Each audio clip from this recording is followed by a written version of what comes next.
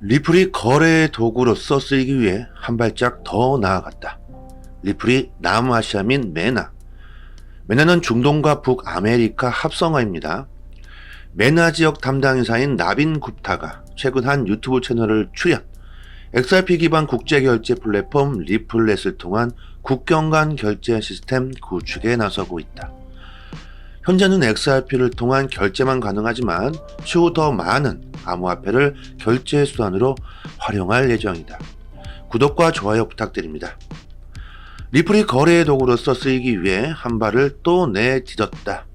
이제 전 세계에서 XRP를 거래의 도구로서 쓸 날이 멀지 않은 것 같습니다. 우리나라도 비트코인 대신 XRP로 많이들 결제하고 있죠. 비트코인은 결제하기 무겁기도 하고 느리기도 하고 수수료도 비싸죠. 이래서 XRP가 탄생한 겁니다. 수수료가 거의 없고 엄청 빠르죠. 이런 리플의 기술력 때문인지는 몰라도 전 세계 은행들 모두 리플을 받아들이고 있습니다.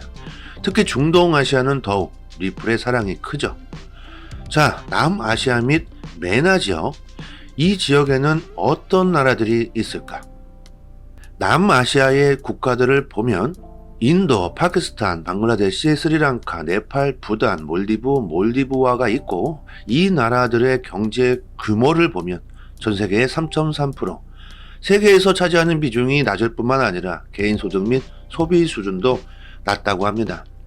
메나 지역은 중동과 북아메리카 지역을 통틀어서 말하는데 알제리, 이집트, 이라크, 이스라엘, 쿠웨이트, 카타르, 사우디, 시리아, 튀니지, 아랍에미리트, 예멘 등 몇 가지만 하고요. 여기서 중요한 것은 석유 수출국 1위, 3위가 속해 있다는 겁니다. 이 나라들이 리플로 결제를 하게 된다. 그리고 이 지역의 나라들은 개발도상국들이 대부분이죠.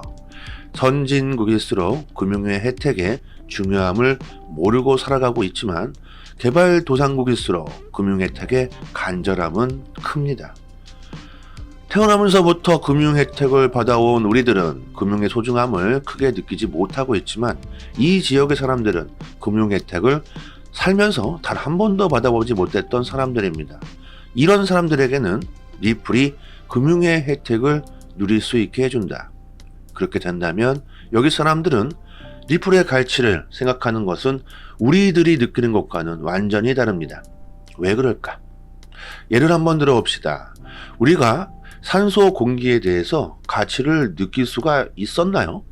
공기가 뭔 가치가 있을까? 지구에서는 공기의 가치가 거의 없다고 봐야겠죠. 하지만 우리가 달로 가게 된다면 공기의 가치는 완전하게 달라지게 된다. 생명을 유지할 수 있는 수단으로 그 가치가 완전히 달라지게 됩니다. 기후 문제, 식량 문제로 심각하죠. 앞으로 어떤 상황이 바뀌게 된다면 가장 가치 있는 것이 다르게 바뀔 수 있다는 거죠. 그래서 우리들은 기후 문제나 식량 문제도 생각해 봐야 한다는 겁니다. 이렇게 어떤 것에 대한 가치는 상황과 지역에 따라 달라질 수밖에 없다. 전통 금융의 문제점들, 그리고 계속해서 찾아오는 금융위기, 세상이 변하고 있다. 그리고 우리가 알고 있는 가치가 변할 수 있게 된다. 달러가 아니라 금, 은, 암호화폐가 될 수 있겠죠. 어쨌든 리플은 특히 개발도상국, 후진국일수록 그 가치를 높게 평가하고 있다. 어쩌면 우리들이 생각하는 것보다 훨씬 더 높게 평가할 수 있겠죠. 자, 어떻게 될까? 미래는 리플의 가치가 어떻게 될까? 거래의 도구로서 쓰이게 될까? 저는 리플이 아니더라도 분명히 디지털 화폐가 미래의 세계의 기축통화가 될 것이라고 생각합니다. 화폐의 민주화, 자유화가 올 것이고, 그리고 단 하나의 화폐가 결국에는 통합되어서 쓰이게 될 것이다. 이것은 이미 진행되고 있다. 바로 내일, 내년 이렇게는 빠르게 되지는 않겠죠. 몇 년, 몇십 년이 걸릴지도 모릅니다. 미래는 그 누구도 알 수가 없겠죠. 그리고 지금 현재로는 이걸 해낼 수 있는 암호화폐는 리플밖에 없다는 것입니다. 리플만이 가능하다. 지금 세상은 모든 것이 디지털화 되어가고 있고 종이가 사라져가고 있고 블록체인 기술은 이미 전 세계에서 받아들이고 있죠. 그래서 저는 리플이 떨어질 때마다 계속 매수하고 있습니다. 리플의 가치로 봤을 때 지금의 가격은 저평가되어 있다고 생각해요. 이 영상을 보시고 계신 분들도 리플을 다르게 각자 평가를 하고 계시겠죠. 그리고 암호화폐를 정부에서는 받아들이기가 정말 쉽지 않겠죠. 암호화폐는 유동성은 판단할 수가 있으나 누가 보내는지 알 수 없게 됩니다. 그래서 탈세나 사기가 판을 칠 수 있겠죠. 그리고 그 사람들은 정부에서 잡기도 상당히 어려울 겁니다. 그래서 각 나라들은 CBDC 개발에 열을 가하고 있죠. 중앙은행에서 발행하는 디지털 화폐, 누가 언제 어디서 무엇을 어떻게 쓰는지 모조리 전부 파악할 수 있는 CBDC, 정부의 완전한 통제가 가능하다. 금융의 권력을 중앙은행에서 완전히 가져간다. 지금 전통 금융 시스템보다 훨씬 더 강력한 권력이 주어지겠죠. 그리고 대중들은 완전하게 통제를 당하게 될 겁니다. 이건 좀 문제가 있지 않을까요? 종이 화폐가 디지털화 될 뿐 전통 금융 시스템의 문제점은 전혀 해결되는 것도 아니고 상황은 더욱 심각해지게 될 겁니다. 대중들은 금융의 자유와 민주화를 원하고 있습니다. 국가에서 국민들을 통치할 수 있는 기술이 오래 갈 수 있을까? 특히 CBDC를 반대하는 곳은 미국입니다. 선진국일수록 반대가 심하죠. 그만큼 감춰야 될 돈들이 많을 테니까. 저는 결국에는 CBDC가 나오고 리플이 브릿지 역할을 하더라도 결국에는 대중들의 힘으로 금융의 자유와 민주화가 될 거라고 생각합니다. 그게 빠르게 되진 않겠죠. 먼 미래가 될 수도 있습니다. 그리고 멀지 않은 미래가 될 수도 있겠죠.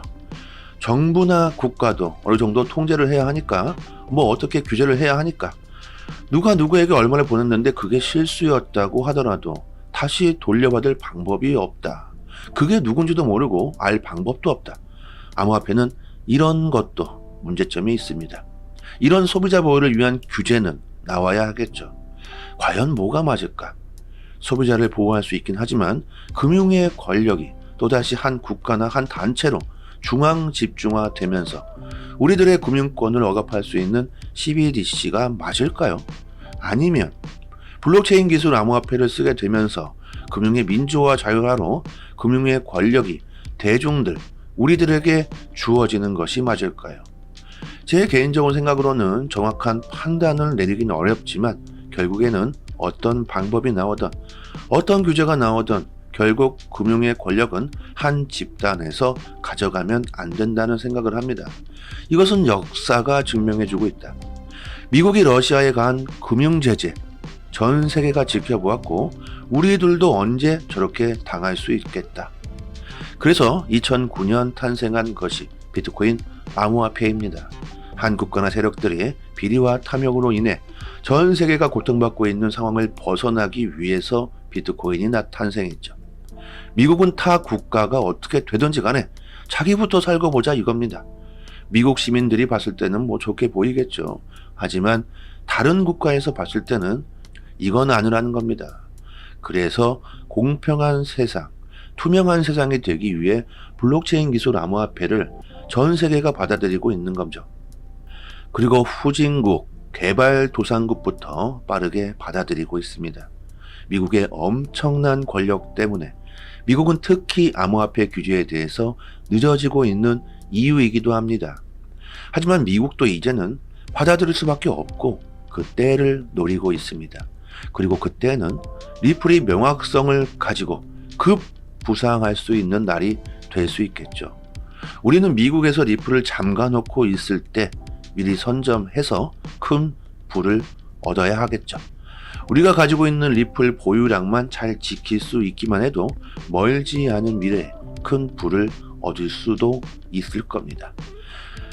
저는 이렇게 굳게 믿고 있으면서도 방송으로는 너무 강하게 말씀드리지 않고 있습니다. 강한 긍정은 부정으로 들릴 수 있기 때문이죠. 만약에 제가 이거는 무조건 리플 간다, 떡상이다, 와 무조건 사라, 제가 이런다면 더 부정적인 생각이 드실 겁니다. 하지만 저는 무조건 갈 거라고 생각하고 있고 그게 맞을 수도 있고 틀릴 수도 있겠죠. 선택은 스스로 하는 거니까요. 그리고 그 책임은 스스로가 지면 되겠죠. 저는 유튜버로서 블록체인이, 리플이 미래에 어떻게 되겠구나, 리플이 어떻게 쓰이겠구나, 제 나름대로의 생각을 공유드리고 있는 겁니다. 제가 뭐 사라, 오른다 이게 아니죠. 매수해라 이게 아닙니다. 선택은 책임을 져야 하는 본인 스스로 해야 하겠죠. 누가 투자해라, 무조건 사라 이래서 매수한다면 오래 못 버티고 매도하게 되고 손실 보실 가능성이 매우 큽니다. 리플이 뭔지, 블록체인이 뭔지 스스로 알고 투자를 하셔야 하겠죠. 저는 누군가가 암호화폐에 투자한다고 한다면 우선적으로 암호화폐가 뭔지, 비트코인이 뭔지, 리플 XRP가 뭔지 공부를 하시고 투자를 하시라고 말씀드리고 있습니다. 전쟁터에 나가는데 총도 없이 맨주먹으로 싸우겠다. 이거와 마찬가지라고 생각합니다. 코인 시장은 특히나 더욱더 위험한 전쟁터다. 언제 어디서 핵폭탄이 떨어질지 모르는 위험한 전쟁, 아주 위험하죠. 세력들에게 그냥 잡혀먹을 수 있습니다. 하지만 코인 시장만큼 큰 수익을 볼 수 있는 시장도 없죠. 그래서 저희가 지금 코인에 투자하고 있습니다. 그런데 머리 아프다, 공부를 해도 도통 모르겠다, 그래도 나는 코인으로 수익을 보고 싶다, 이러신 분들은 고민하지 마시고 저희 정보방에서 드리는 매매 시그널만 잘 쫓아오신다면 금방 손실 부분 회복하고 수익 보실 수 있습니다. 구독자분들 대부분 많은 손실로 인해서 힘들어 하시거나 대부분 코인을 포기하시거나 이러신 분들 참 많이 있습니다. 올해 시장 상황이 너무 좋고 앞으로의 전망은 계속 좋게 보고 있기 때문에 트레이딩 하시는 초보분들 올해는 원금 회복과 동시에 수익도 보셔야겠죠. 국내 코인 정보 사이트들은 정보가 거의 해외 사이트들보다 하루 정도 늦게 올라오고 있습니다. 그래서 공시 해외 사이트를 실시간으로 저희는 검색하고 보다 빠르게 정보방에 공유해드리고 있고, 정보를 분석하고 차트도 분석해서 급등 가능성 높은 코인들을 정보방에 빠르게 공유해드리고 있습니다. 해외 공식 사이트 또한 정보방에 링크를 걸어드릴 테니까 상단의 번호로 문자로 숫자 1 이렇게만 보내주신다면 최대한 빠르게 링크 보내드릴 거고, 구독과 좋아요만 눌러주신다면 구독자 10만 명을 목표로 끝까지 무료로 갑니다. 후원 요구, 금전 요구 절대 하지 않고요. 오로지 구독과 좋아요만 눌러주신다면 저는 바랄 게 없습니다. 살아가기 정말 어려운 시기에 서로 돕고 살면 좋잖아요. 이것이 바로 비트코인의 탄생 목적이지, 이게 바로 비트코인의 탄생 목적이고 다가올 웹3의 시장의 바램 아닐까요? 저는 유튜버 수익으로 돈을 벌 수 있고 구독자분들은 도움이 되신다면 좋아요와 구독 이것만 부탁드리겠습니다. 그리고 저희 정보방 아무나 막 들어오면 안 되기 때문에 저희 정보방 수익률이 원체 좋다 보니까 다른 곳에서 저희 매매 기법을 그대로 베껴가지고 악용하고 있는 곳이 있습니다. 그 정도로 저희 수익률이 좋다는 거겠죠. 아무나 막 들어오시면 안 되니까 상단의 번호로 문자로 숫자 1 보내주시는 분들만 입장 링크 보내드리도록 하겠습니다. 올해 저희 구독자분들은 대체로 300% 이상 수익을 보셨습니다. 이번 리플 급상승으로도 수익 인증 올려주시고 계신데요. 보시는 이미지는 제가 실제로 투자한 내용입니다. 리플로 40% 수익을 봤었고요. 리플 소송 관련 이슈와 호재로 저희는 평단 500원에서 매수를 했었고 현재 750원에서 1차 매도 수익 실현을 받고요. 660원 재진입한 상태입니다. 금전 요구, 후원 요구 절대 없습니다. 단지 구독과 좋아요만 눌러주시면 저는 만족하고요. 상단의 번호로 문자로 숫자 1 보내주시면 이제부터는 저희와 같이 손실 회복부터 수익까지 보실 수 있을 겁니다.